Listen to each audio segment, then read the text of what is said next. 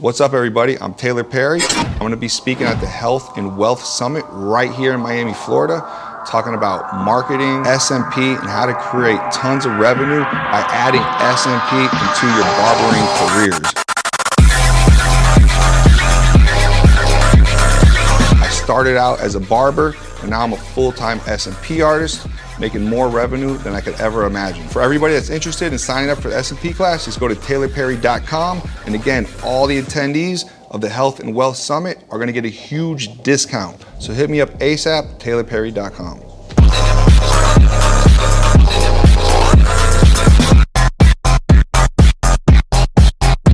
Before we get to our episode, I want to take a moment to tell you about a platform that is revolutionizing the way SMP artists market their clinics, and best of all, you don't need to spend money on ads to use it. The platform is called HighLead, and it's a complete sales and marketing system created by an SMP artist that is guaranteed to generate more bookings for your clinic. HighLead helps you capture, nurture, and close more business with dozens of features, including your own website chat widget, a unified text message, phone, and email marketing system, a review management system, helpful automations, and so much more. And beyond that, HighLead's team gives you one-on-one sales and marketing training, step-by-step onboarding calls, and responsive support. If you're ready to fill your pipeline with quality SMP leads, check out HighLead right now at gohighlead.com. You can get access to a 20-minute overview video to see behind the scenes, or book a live one-on-one demo with the founder to get all your questions answered with absolutely no risk or obligations. Check out gohighlead.com today.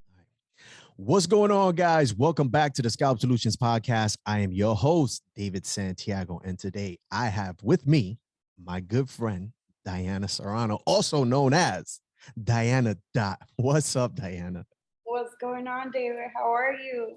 I am doing great. How are you? I'm nervous. You nervous? I should be nervous. You know why I should be nervous? Because I was thinking about it, right? When I invited you, and I was like, man, you actually witnessed me going through my fundamentals training.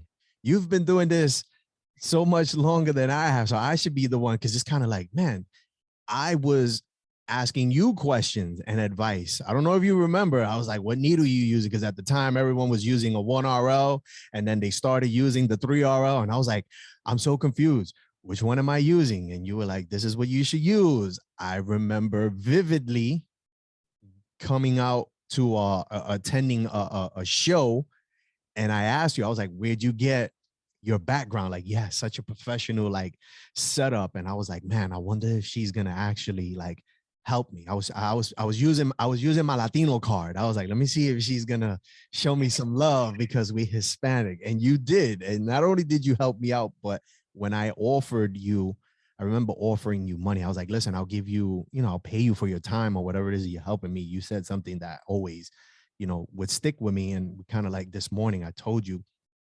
that I have loyalty to you. You was like, you know what? I'm a firm believer in when you do good, good comes, back to you. And I appreciated that, because we both know in this industry, not everyone sees it like that. Some people is like, you want to ask me 4 or 5 questions, you gotta pay. Kind of like what you do to me now, but you do it now because I know, I'm getting a little bit of chips. So it's kind of like, you can't be asking me questions for free now, Dave. You gotta pay me. I need $25 for each. All right. So Diana, let's get right to it. Let everybody know where you are from and what is the name of your clinic. Well, my clinic is called Dotted Ink Studio, and I'm located in Manchester, Connecticut. Manchester, Connecticut. Where are you originally from, though? Oh, I'm from everywhere. No. Right here. Don't. From the Bronx. Yo, that's right. That's right. Damn it. I don't care about all the other. Literally, 190 in Creston. 190 and what? In Creston? Mm-hmm. That's a pretty nice area. Sure. So, Diana, how long have you been doing SMP? Well, I started in 2015. That's when I finished like my training, and I procrastinated for a whole year. Is there a reason why? What was the procrastination? Was it because what? No, you answer. It wasn't known, and at the time, I was the first one in Connecticut, and at the time, nobody knew what was it. It was difficult to like try to present it because you can't just approach a bold person and tell them, hey, I could give you this.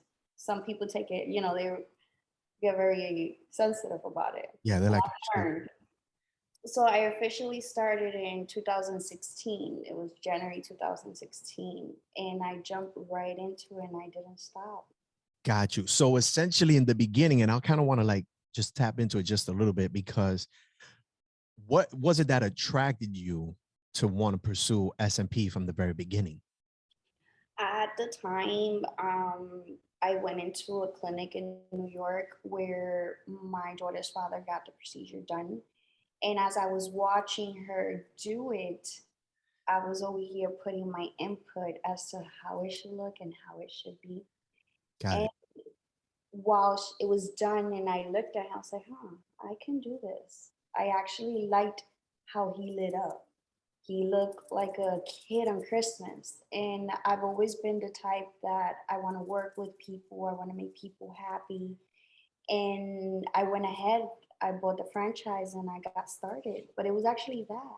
Got you. So it was you seeing the Somebody else. potential life change that you could do. And this happened to be someone who at the time was, you know, that was your partner. So he lit up. Yeah. Got you. So now, so you didn't do it. You know, when I first because I met him briefly, Yes. I originally thought that you did his SMP. Did you touch up I nothing? end up trying to touch it up. And this is like a common problem that a lot of these people have. They get the procedure done by someone and then they don't like it and then they want someone else to do it. I learned couple of hard things with him. First of all, he wanted to drop that hairline and then he wanted to make it darker. And if you know me and everybody knows me, I don't like dark work. I like it to be natural as possible. So when you saw him, when you met him, I think that was about 4 years ago, right? Almost 5. Yeah, Almost 4.5 years ago. getting old. We're, we're getting I'm old. I'm old. 40 years old now. I'm 40 now. I think I was like, 37, what you I was mean? 35 when I Oh, met you. I'm skipping behind you. Anyway, he had already like he was already done getting, as many sessions as he wanted. So no, initially it was not my work. Got you. Okay. So it was never a money thing for you. So like what you saw essentially was just like, oh my goodness, I want to be able to change someone else's life. It wasn't like, wow, I just spend this much money on him to get this, and now this is how he feels. I want in. And no, everybody asked that particular question. At the time he got the procedure done, I didn't even know how much he spent. But I was in college at the time to do something, and I knew that I wanted to be in the beauty industry. I've always been attracted to that, how to fight aging and time and all this stuff. I just didn't know what. And when I seen this and when I saw how he felt and how amazing he looked afterwards, I knew that like I was gonna try it. Because if you come to think about it, if you getting into the field for the money, it's hard market, it's not something easy to do. But if you fall in love with it and you know what you can do for someone, that's like what gives me, the energy to continue. That's originally why I wanted to get into it. Got you. Okay. Got you. So now you get into it, you do your thing. I know you were like franchised. You purchased a franchise. Do you care to speak about that, or you don't want to talk about that? I don't mind. So you get into a franchise. Now, when you get into the franchise, you also say you took like a 1-year hiatus because I guess you felt in the sales perspective, it was difficult to put it out there because it was still fairly new. How'd you get back that year after? Like, what you do differently? What was the mindset? Well, the year after I went on and I took on a studio, a really big studio. And then I actually became like an affiliation with the company that I had purchased the franchise from. And then what we did there was that they would send me referrals. And Got then from those referrals, it would take off and they would, take a cut of it and then I would keep the work. Okay, so that made it so you went the franchise route because that alleviated you going out there and going into like sales mode essentially? I was fairly new, and at the end of the day, I can't even sell. Like I can't. I'm not a really good sales rep. So for me at the time, it was very difficult because again, you have to interact with people to be able to like present it. And as you can see, I'm not bald. So if I come to you and I tell you about micropigmentation, you're not gonna know what I'm talking about, especially when you have a a good set of hair. I feel like in general, it's easier for men to have the procedure done because they can be like, hey, look at this. And then they can like warm up and open that door to have that particular conversation. So for me to go with, with this company and then have them send me referrals, I was building that reputation and getting the credentials that I needed to then, Go eventually on go you. on my own. Got you. So now let me ask you, right? Having experience, working under, being a franchisee and you having already identified, what were some of the things you were having issues with. Let's fast forward now. How are your sales skills now? Like, do you find yourself like still lacking or like you Oh, cool, right? today I could sell water to a fish. So what it's up, right? So you have no, so it's no longer oh well, I'm a female and I have No, long it's not. hair, like Because today is more confidence and it's more like I know what I'm doing and I know how to you learn throughout the years and interacting with so many people, you kind of learn how to market yourself. And you also know that that one bald man that you see in the restaurant, it's not the one to approach. So with that said, I learned. so can you give, do you have like a good story where you like approached someone and was like, hey, Yes. you're balding, I let us hear it, I want to hear it. So it was Party City and it was Halloween time. And it was the cashier. And I'm actually with my sister, and he has the typical, the bangs with the big halo, and then the hair is flapping to the sides. And I'm just looking at him like, why? Why you just, why? Anyhow, I would come up to the register and I'm looking at my sister and she's saying, don't do it. Because Oh, he's she already knew. yeah, she already knew. She's like, don't do it. So I was like, hey, um, this is what I do. I remember I was like, I do micropigmentation. Have you heard of it? And he's like, what's that? I was like, well, I explained a little bit. And he's like, well, good luck with that. He was like, I'm not hearing it. I was like, oh, well, man, he was so rude about it. But then me thinking, me back up a little. I'm actually approaching you and feeling, making you feel self-conscious of your Right. situation. With something that he already probably has developed some sort of insecurity. I don't think so. The way he was styling his hair, it seems like, he Oh, was he just thought he was Papi Chulo from he thought he was Papi Shampoo. thought he was puppy shampoo. That's what he thought he was.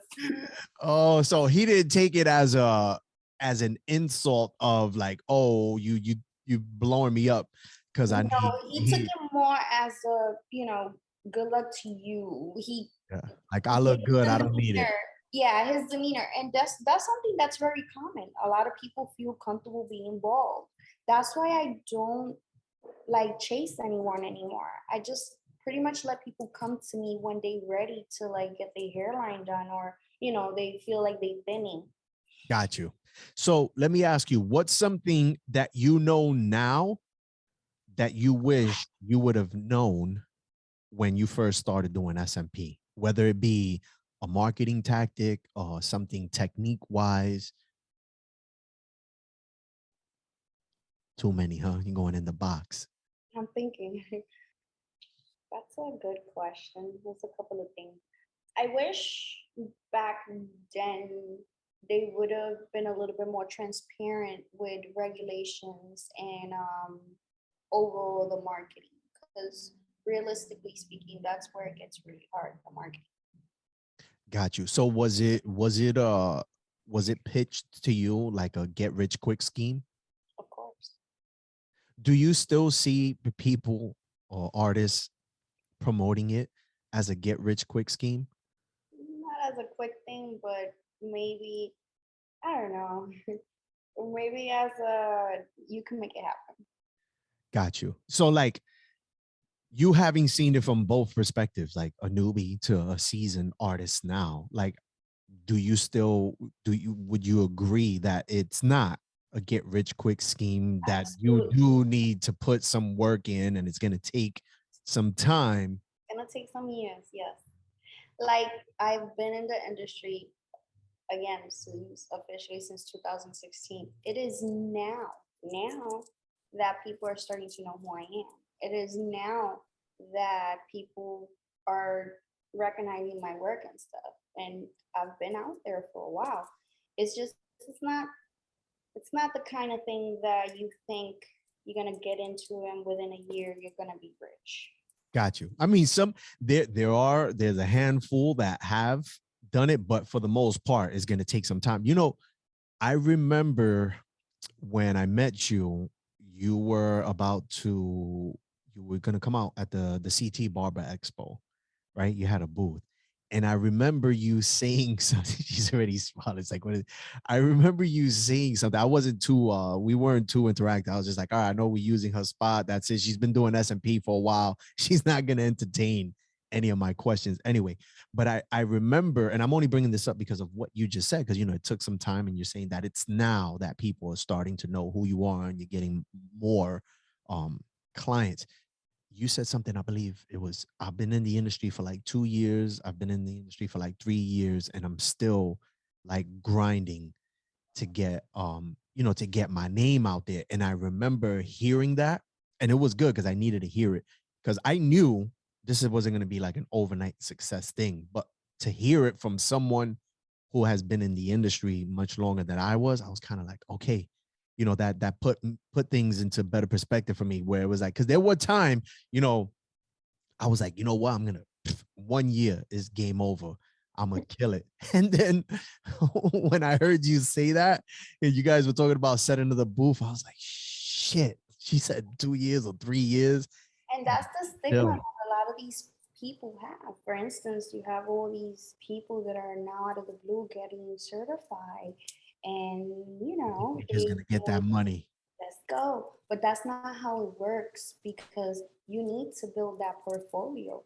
And it's not a manicure. You can't just, let's go. It's not that easy. Yeah. Got you. And so what do you do now to market yourself?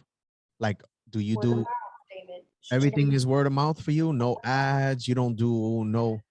I found myself doing different kinds of advertisement to get the people to come in. Half of the people, you put in a lot of money into the marketing, and then half of the people that come to you are not sure, and then the other half that come, they don't want to pay, right? So because I've tried error, I've experienced all of these things. Today, my business runs on the word of mouth. You got one good job, two good jobs, three good jobs, and those guys have cousins and friends and mechanics and all that kinds of stuff. So that's literally how I've been Got building. it. Word of mouth. Okay. I For respect me, that. it works that way. Yeah, no, I hear you. I did that for a long time too. And then after that I ran out. I was like, oh, time for Facebook and Google to eat my money up. So that's Um, the thing with Google is expensive. We know this. yeah, But Facebook has so many regulations. You yeah. can't even mention the word bald. So Facebook doesn't really like me because, I'll Yeah, be putting it very detailed very out blunt. there. Yeah, this is it. Let's go. So they don't really like me. They stay blocking all my ads. So I give up. Yeah. After that update, that iOS, I think it was iOS 13 update that like destroyed. You had to know how to finesse it, go through the back door, like All you got convey to your message, but yeah, I tried it. Now I'm like, I don't even want to deal with it anymore. So the industry is a very small industry. I know you have never been the type that has been you're on your own. You do your own thing. It's not like you were looking to be embraced by the industry, at least from what it comes across. So like, do you see yourself like more wanting the respect as an artist just for yourself, or throughout the entire industry? Because I see you a little more active. I feel like within the last year, things have changed for you. Like you went from like, you know, you were on the low SMP artist, but you've been doing it for a while. And then now you just like, you pumping them out there and your work. And, you know, we had this conversation because I was like, I would never tell you like, hey, your work has gotten significantly better. But I mean, But it has. it has. It's fucking great, you know? So I like, think what happened with me was, you know, middle of personal issues and got it. all this background and the environment that I was in. I'm finally like out of the woods, put it that way. Okay. Got So you. I've actually come to build this self, you know, confidence, and I believe more in what I can do and the things I can do. I'm amazing. And with that said, here you have me. So you did some soul searching, and now in return that has Oh, transcended into the we S&P, outside, to that David. we outside, we outside. All right. So I got a scenario for you. I know the answer to this already, but I want to put it out there because I feel like we're seeing a lot of this. I'm not going to say it's bad. I'm not going to say it's good because I see it from both perspectives. Let's go. That being said, here's the scenario. You ready? Client comes into your office and shows you a photo of an SMP procedure they're looking to get. Not the procedure, but the style that they're looking to get. But it's a botched job. Do you take the job and botch him, or do you explain to them how SMP should look? Well, I start off with that's horrible. And I explain as to why. So you wouldn't take the job. What if he's like, listen, this is what I want. I need this. Can you please give me this? I'll pay you whatever it is, $4,500. What are you gonna do? I say no. Really? Yes, and I've turned away several people that wanted extremely dark because it's never about the money. It's not about the money. You know what's the issue here? You have it, you take it. Take the 4,500, you do the job, right? 6 months from now, you're gonna have a problem because you know that that botch job is gonna heal good. So with that said, I'd rather not and just go and get it somewhere else versus me having that problem in the future. Got it. This client, long time ago, had this client who wanted it extremely dark. He had his 3 sessions, beautiful, density and everything. He looked beautiful, but he wanted it darker. I said no. He offered, I said no. He went somewhere else. Can you believe that he showed up with a lawsuit at my door? Because You initiated. he was trying to blame me for the darkness. What he didn't know was that I'm a smart girl. I document everything and I take Nice. photos of everything. So when he took me to whoever the hell the lawyer was at, he got hit with all these documents that show the conversations and everything else. It's really good that you cover your ends when you're dealing with that kind of people. Got you. Yeah, definitely. That's why Yeah. it's important to just have a consent form and document all that, take pictures. Not about the money for me, at least. It's evident. Gotcha. You know my background, so it's never been about the money. So what about if you explain to them, or what if he proposes to you, okay, listen, you can document it on the consent form that we had this conversation and that I understand that in whatever 6 months, 8 months, or a year, this is probably going to need laser, and he consents. Would you still do it? No. No. Okay. Got you. All right, good. Listen, I tell you what, I've been getting a lot of those. And Well, you have people that would legit tell you what you want to hear, right? And you will have some people that will tell you yes. I say no because I experienced at what was home at the time how ugly it gets with time. right. So it's just, you just don't ever want to For make me, yourself. personal experience, I say no always. Got it. Okay. Sounds good. I started doing math, right? So this is why I say I understand it from both perspectives. So let's say we're going to go with, I think this was January or February. I just had like an influx of botched jobs, and it wasn't like it was the whole scalp was completely botched. It was just really big. It was mega dots.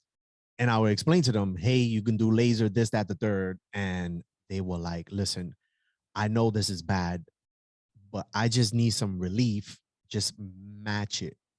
And I'm like, it's still gonna look bad. It's actually gonna be even more prominent. But then what I started doing was, I'll have them fill out a consent form, just, so I could do my thing, do the consultation, and then I would price it out. So I'm like, man, that was a $3,500 job. That was a $2,800 job. This was a $3,400 job. And at the end, this was February, I had about 7 of them. And then I was looking and I was like, that's a lot of money that I left on the table. And the only reason I started thinking like that was because 2 of them we exchanged cell phone numbers. I actually gave him my personal number because of other business ventures that we started talking about. I gave him that. So it ends up popping up on my WhatsApp and he's doing the procedure. Like they both just was like, all right, well, I'm going to find somebody that's going to do this for me anyway. And they went, and they got it botched. So I'm not going to lie. Like I do good, but when you like, extra $25,000, like, that's good money too. But for you, it's like not gonna happen. That's why I still have a driver Honda. I don't do those. I love it. All right. Well, yeah, I don't do it either. There's this stigma about I want it darker. You an artist, I'm an artist. We know that the more sessions that they get done, the darker it gets. There's a possibility of blending it to the hair length that they have, but you know that they have to be patient. That's something that could be built to versus just going in. I love when they come to me and I quote them, I tell them what it is. They be like, I could get it cheaper in New York.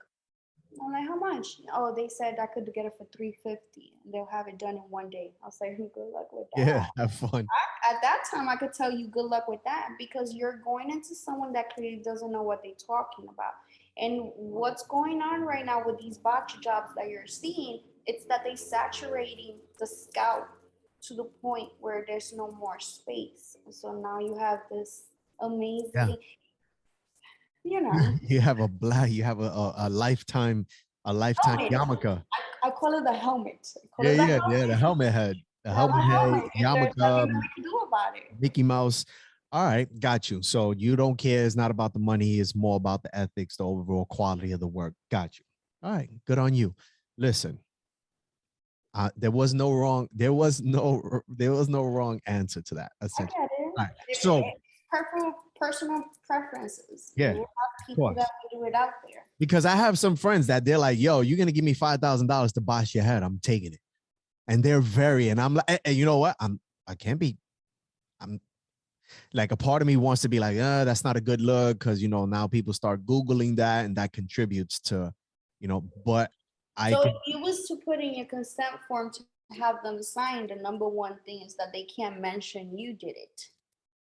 That would be the number one thing to like cover your end, because at the end you don't want somebody to look at you and be like, oh, what's that? I'm like, well, Scout Solution, Dotted Ink did it. They went like, don't go there. Botch Master from New York did it. No. Reputation is very important when you're in this industry. For sure. Absolutely. So now let's get to actual professional jobs. Do you have a specific hairline that you enjoy executing? Yes. What's that? The hard hairline.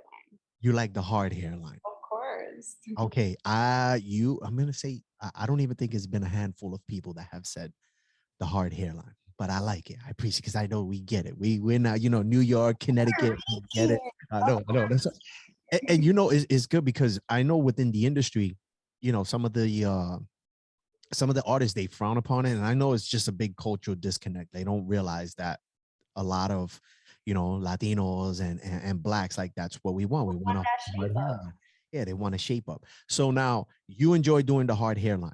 Yes. Can you walk us through, if you can, how do you execute the hard hairline?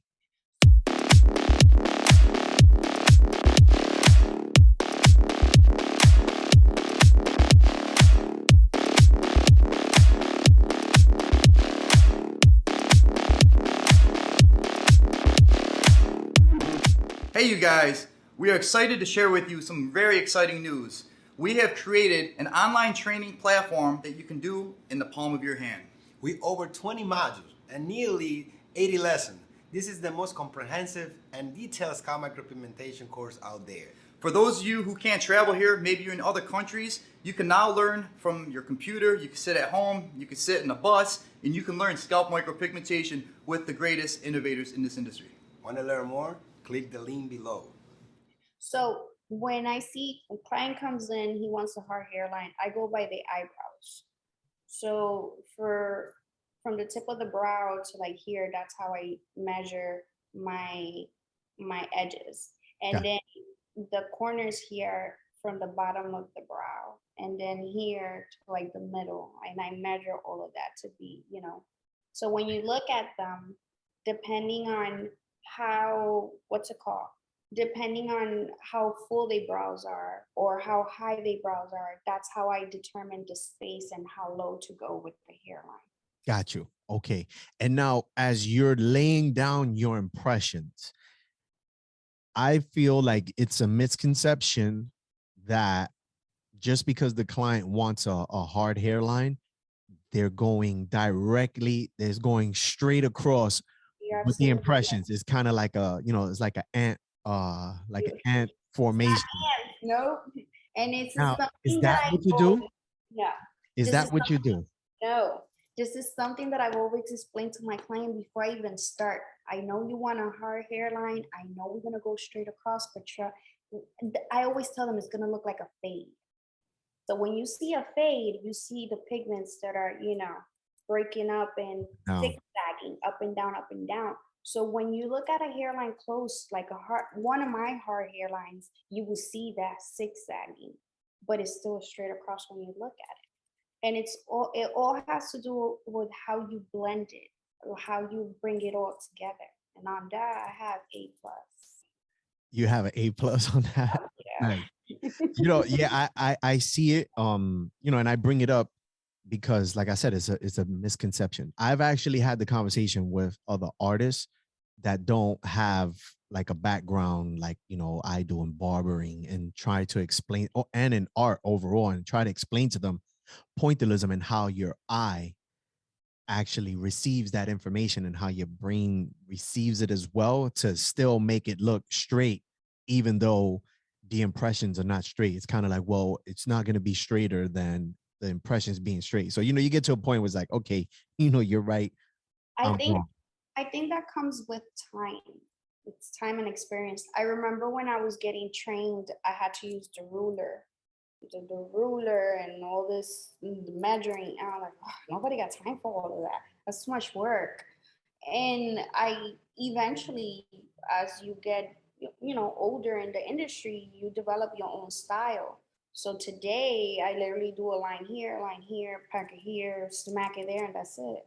So you just freehand everything. I freehand everything. Yeah, I do the same thing too. I totally skip all the, Yeah, we don't that have time looks for that. cool. That looks cool. I mean, sometimes to the client that looks cool too, because it's kind of like, wow, they're really going above and beyond to make sure. But then it's like, yo, that just My took 25 minutes. My clients, I can tell you 90% of them have their eyes closed when I'm doing that line. Oh, okay, so they're not even. They're not even paying attention. It's an experience for them. They're just with the eyes closed. Yeah, They gotcha. get up, and you know what? When you have a client that's a barber and comes in, those are the ones that are more challenging, because they think is, let me put it here. No. Let me take over. Remember, we can bring it down. We can't bring it up. So let me take over. Let me do it. And then from there, you can adjust here and there. But those are the ones that usually, Yeah, they do. Oh, yo, put 2 more dots right here, bro. Please. Like, well, okay, here you go. It did nothing. So does your technique change between sessions? Like when you work on a first session, do you have a different, one set way of laying down your impressions versus how you do it on your second and how you do it on your third? Yes. The first one I call it a skeleton. I lay my skeleton down, my hairline is down. Then the second and third are completely different. So what makes it different? What makes it different for you between the first session and the second session? So with the first one, when I'm working on them, I work on them as, they laying and I'm back here. So I bring it all down. The second one, I'm over them. So I'm looking at them from the front and that's how I fill in. And then the third one, it's pretty much back and forth. Because when you lay the work itself, most of these people, they don't tend to look at it from like above, like from the front. That's where you see the gaps where you could actually use a little bit more pigment. Interesting. Got you. I'm weird. So it No, works it's a good, I mean, I work from, I use above. the chair. So I'm looking down either way, except for when I'm doing the hairline. But yeah, no, I get it. So leads to my next question. And I know we spoke about saturation and what it is, but like, for you, the proper technique, the SMP technique is leaving still space so that skin actually protrudes through? Yes. Why? Because you have the sides. So my goal is always to match the top to the sides. And when you Right. look at the sides, there's a space. You know what I tell my clients always? Don't come with your head shaved. Come with your head at a zero, because it allows me to see how far apart your hair grows. And then from there, I follow that pattern and I bring it to the top. Got you. Okay. Nice. Yeah. Always don't shave balls because you can't see it. Yeah, but you have some people that Yeah, will they're do stubborn.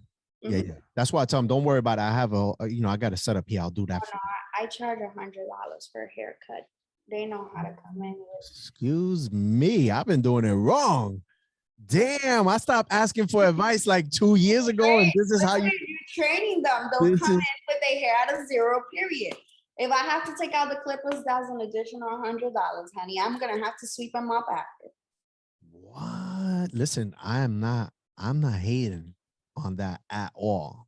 See, this is what I should have been keeping up with you, tapping in. I got bougie. That's what it was. I was like, yo, I know what I'm doing now. I don't need to ask questions. Look at this. We always $100. So check this out. What equipment are you using? What kind of machine? Because I know when I met you, I remember this. Okay. I remember this. I remember looking at the machine and I didn't know any better. And I now knowing, who you came under the franchisee, I was like, yo, that shit look flimsy, man. Like you can't use this on a scalp. And then, Picasso was in at the time. Picasso was like, he was bumping his, like $60 pen. And he was like, yo, this is the best thing ever right here. And I'm looking at it and I was like, yeah, I'm not going to use this. So like, I know you've evolved with equipment. She's laughing like, damn, he put Picasso on blast. I still have the pen. I saved it. Do you remember when he came out with it? It was like this. Yeah, it was like this huge thing, like the best SMP pen ever developed. And then, oh man, and then he finally like the cat. I know the cat was out the bag. Was like this motherfucker. I mean, he. You know what? I give it to him. He's always been innovative and coming out with crazy shit. And look where he's at now, which is amazing. I know he would appreciate it. I always give him shit. I call them divas. They very flamboyant. Yeah. He does his thing. So I seen the stuff that you were using before. So like, what equipment are you using now? If I tell you I can't pronounce the word, will you believe it?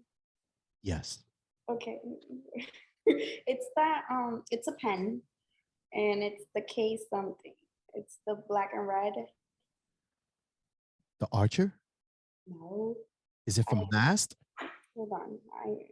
Is the K something from Cheyenne? Flux? No. Don't tell me you got the $25 joint. That shit is $1,000. $1,000. Yes, it's the K something. Right here. It's the K. I'm sorry, FKI. Oh, FK Ironworks. Yeah, that. Oh, God. So the Flux. That's what you're using, the Flux. I have no idea. You just know you get it in. I know that shit is everything. It's everything. Because at the time when I started, I had the pedal. First, that's right. I had to assemble the needle. with the machine, the very first machine I Yeah, used yeah, like a had to regular. put like the needle, like a rotary machine. And that thing was like, I have pictures of it. I still have the machine. That thing was horrible. And then from there, I switched to like a more lighter one. It was still, with the pedal and stuff. And about 2 years ago, I switched to a pen. It wasn't the one I'm using now, clearly, because it's like a filet mignon. But the This the is a, one that this is my filet mignon. The other one that I had, it was just a basic one that had cost me like $300. I think it was like a Cheyenne or something. I can't remember. And I liked it. Like it was really light. It was nice. So then from there, I got smart a little bit, and I went on and I invested in this one. nice, got you. And now, what about needles? What needles do you use? Huh? Kind of putting all my secrets out there. Oh, okay. So, what's your go-to? Give me the size. If you don't want to tell what size needle, what's your go-to needle? For the needles, I use the FYT. Right? Gotcha. Yeah, That's what the name is. yeah. I would just be buying stuff that has good reviews. I really don't look at You names. don't And get caught up with all that. I Gotcha. don't need to. I just- And what about Size- pigment? Pigment, I'm using right now Fusion, and I tried on here and there some other ones. What was it you said? Fusion? Yeah. Got you. And you said some other ones before. I know we come from the dynamic era. Yeah. You And I feel like a lot of people, I'm glad that they're breaking out of that, because if you don't know how to pick the proper gray wash, you come into like later on blues and greens. And it's very important. I feel like as an artist, it is our job to keep mentioning this to educate the public, because I'm seeing more and more, helmets around, and it's more because of the color. yeah, they don't know how to and the depth and the depth. And I think it's a combination. There's also training, people just thinking they could come in and just, this is it. I got my training. I'm good, ready to go. They're not asking questions. There's a lot of underlying stuff. All right. So can you give us one piece of advice to help us become better SMP artists? One, come on, dig into the soul box. I always tell everyone, fall in love with the craft, fall in love with the art itself. That is the only way you're going to be successful. Period. Have a You passion know for it. why? You have to have a passion for it. It's not easy to just get that certification done, get into the field thinking. See, that's how that was outside. That sounded like a human making the sound of a cow. Listen, I'm in the country, but not in the country. Come on. It was a motorcycle. I always tell everyone, that was funny though. I always tell everyone, if you're looking into getting and becoming SMP artist, fall in love with it. Don't look at the numbers, because for the first 2-3 years, depending on how good you are, or depending where is your location, because location plays a big part of it, you're gonna struggle. And here goes, you just threw money down the drain because you just couldn't get the ball rolling. Got you. Awesome. Great advice. Diana, before we wrap things up, I want you to let everyone know where they can reach you, where they can find you, website, Instagram, email, whatever you care to share. So you can find me as Diana.anywhere. That's either Facebook, Instagram. I think those are pretty much it. I I was have waiting for you to say, well, you could find me outside. We outside. technically next month when it gets warmer. You can find me as Diana Facebook, and then it's Dotted Ink Studio and Instagram. I don't have a website or anything else. I'm very, I'm just. Is that new? The no website? Because you used to have a website. I used to, but there's no point to it for me. I don't think it works for me. For me, what works mainly is like social media. Look at So you. I want to be you when I used grow up. to. I don't want to not have to need a website. I don't have any. I'm walking. telling you, I don't have any of that, and it's working for me. But that's why we still, I'm comfortable. Put it that way. Okay. I'm a simple person, so I don't need much. So for me, it works. For somebody else, it might not. Gotcha. But All right, cool. Well, Diana, I appreciate you taking out some time from your hello, busy Serrano. schedule. Yeah. Your busy schedule to jump on the podcast, chop it up with us, drop some gems. Thank you. I appreciate you. Thank you for having me. And that's going to wrap it up for this episode of the Scalp Solutions podcast, guys. Until the next time, peace.